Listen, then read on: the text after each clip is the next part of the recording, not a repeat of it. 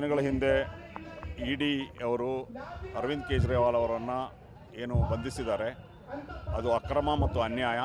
ಇದನ್ನು ನಾವು ಈಗಾಗಲೇ ಸೋಷಿಯಲ್ ಡೆಮೊಕ್ರಾಟಿಕ್ ಪಾರ್ಟಿ ಆರಂಭಿಸ ಅದೇ ದಿವಸ ನಾವು ಖಂಡನ ಪ್ರಕಟಣೆಯನ್ನು ಕೊಟ್ಟಿದ್ದೇವೆ, ನಮ್ಮ ರಾಷ್ಟ್ರೀಯ ಸಮಿತಿ ಮತ್ತು ರಾಜ್ಯ ಸಮಿತಿ. ಇವತ್ತು ಕರ್ನಾಟಕದಲ್ಲಿ ಆಮ್ ಆದ್ಮಿ ಪಾರ್ಟಿ ಆ ಬಂಧನವನ್ನು ಖಂಡಿಸಿ ಇವತ್ತು ಏನು ಪ್ರತಿಭಟನೆಯನ್ನು ಹಮ್ಮಿಕೊಂಡಿದೆ, ಅದಕ್ಕೆ social democratic party of India ಸಂಪೂರ್ಣವಾದ ಬೆಂಬಲವನ್ನು ಘೋಷಿಸಿದೆ. ಅರವಿಂದ್ ಕೇಜ್ರಿವಾಲ್ ಅವರನ್ನು ಅವರ ಧ್ವನಿಯನ್ನು ಅಡಗಿಸಲಿಕ್ಕೆ ಲೋಕಸಭಾ ಚುನಾವಣೆ ಈ ಹೊಸ್ತಿನಲ್ಲೇ ಬಂಧಿಸಿರುವಂಥದ್ದು ಅತ್ಯಂತ ಅನ್ಯಾಯ ಮತ್ತು ಅಕ್ರಮ.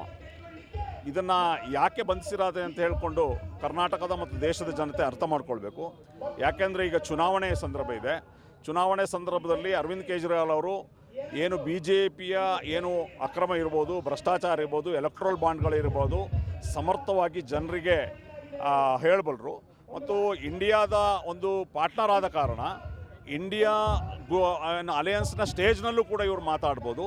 ಇದರಿಂದ ಚುನಾವಣೆಯಲ್ಲಿ ಅವರಿಗೆ ಹಿನ್ನಡೆ ಆಗ್ಬೋದು ಅಂತೇಳಿ ಹೆದರಿ ಈ ರೀತಿ ನರೇಂದ್ರ ಮೋದಿ ಅವರ ನೇತೃತ್ವದ ಸರ್ಕಾರ ಈ ರೀತಿ ಬಂಧನ ಮಾಡಿರುವಂಥದ್ದು ಇದು ಅಕ್ರಮ.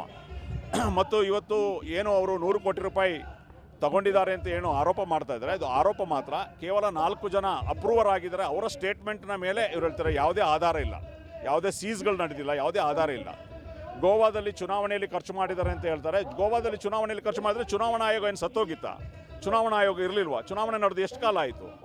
ಇದೆಲ್ಲವೂ ಕೂಡ ಕೇವಲ ಆರೋಪಗಳು ಅಷ್ಟೇ. ಹಾಗಾಗಿ ಈಗ ಇದರಿಂದ ಗೊತ್ತಾಗೋದು ಏನು ಅಂತಂದರೆ BJP ಮತ್ತು ಮೋದಿ ಸರ್ಕಾರ ಸಂಪೂರ್ಣವಾಗಿ ಹೆದರಿದೆ, ಸೋಲುವ ಭಯ ಕಾಡಿದೆ. ಹಾಗಾಗಿಯೇ ವಿರೋಧ ಪಕ್ಷದ ನಾಯಕರನ್ನು, ಅದು ಹೇಮಂತ್ ಸೊರೇನ್ ಇರ್ಬೋದು, ಸಿಸೋಡಿಯಾಜಿ ಇರ್ಬೋದು, ಸಂಜಯ್ ಸಿಂಗ್ ಇರ್ಬೋದು, ಸತ್ಯೇಂದ್ರ ಜೈನ್ ಇರ್ಬೋದು, ಅರವಿಂದ್ ಕೇಜ್ರಿವಾಲ್ ಈ ರೀತಿ ಹಲವಾರು ಮುಖಂಡರನ್ನ ಮಾಡಿದ್ದಾರೆ. ಅದೇ ರೀತಿ ಸೋಷಿಯಲ್ ಡೆಮೊಕ್ರಾಟಿಕ್ ಪಾರ್ಟಿ ಆಫ್ ಇಂಡಿಯಾದ ರಾಷ್ಟ್ರೀಯ ಅಧ್ಯಕ್ಷರ ಮನೆಯಲ್ಲೂ ಕೂಡ ಇಡಿ ರೈಡ್ ಆಗಿತ್ತು. ನಮ್ಮ ಅಧ್ಯಕ್ಷರು ಕೂಡ ನೋಟಿಸ್ ಮಾಡಿದರು. 3 ದಿನ ಹೋಗಿ ಅವರು ಎಲ್ಲವನ್ನ ರಿಪ್ಲೈ ಕೊಟ್ಟು ಬಂದರೂ ಕೂಡ ಅವರು ರೈಡ್ ಮಾಡಿದರೆ.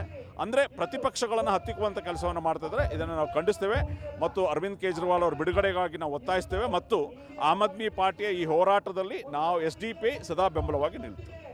ಮುಂದಿನ ದಿನಗಳಲ್ಲಿ ಲೋಕಸಭಾ ಚುನಾವಣೆ ಬರ್ತಾ ಇದೆ. ಸೊ SDP ರಾಜ್ಯಾಧ್ಯಕ್ಷರಾಗಿ ನೀವು ಜನರಿಗೆ ಏನು ಸಂದೇಶ ಕೊಡ್ತೀರಿ? ನೋಡಿ, ಇಲ್ಲಿ ಪ್ರಜಾತಂತ್ರವಾದಿಗಳು ಗೆಲ್ಲಬೇಕಾಗ್ತದೆ, ಜನಪರವಾಗಿರುವಂಥವ್ರು ಗೆಲ್ಲಬೇಕಾಗ್ತದೆ, ಕೋಮುವಾದಿ ಶಕ್ತಿಗಳನ್ನು ಸೋಲಿಸಬೇಕಾಗ್ತದೆ. ಹೀಗಾಗಿ ಎಲ್ಲರೂ ಕೂಡ ಒಗ್ಗೂಡಿ ಕೆಲಸ ಮಾಡಬೇಕಾಗ್ತದೆ ಅನ್ನುವಂಥ ವಿಚಾರಗಳನ್ನು ನಾನು ಹೇಳಲಿಕ್ಕೆ ಬಯಸ್ತೇನೆ.